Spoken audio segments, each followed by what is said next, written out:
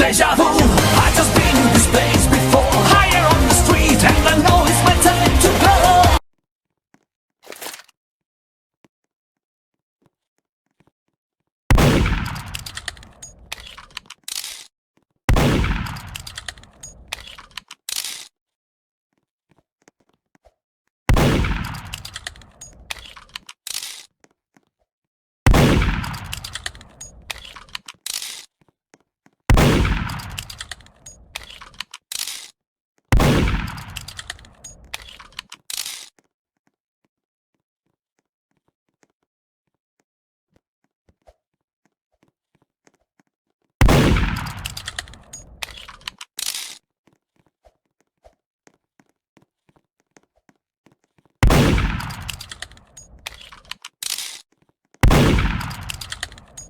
You were a clock that was ticking in my home.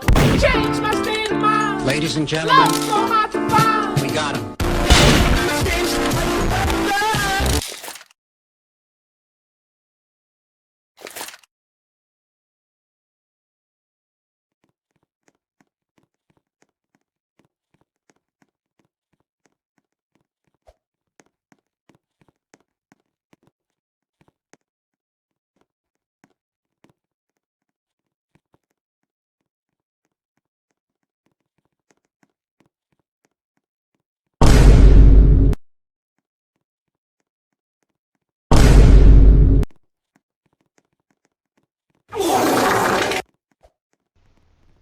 Força caralho, filho da puta!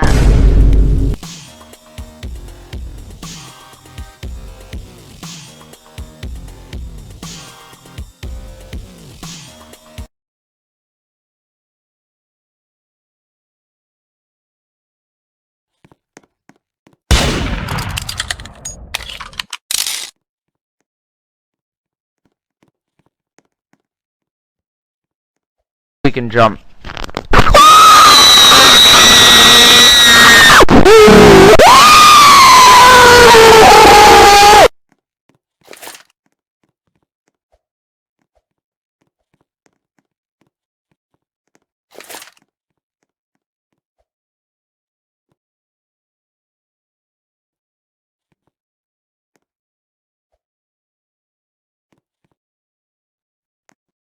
Why you bullying me?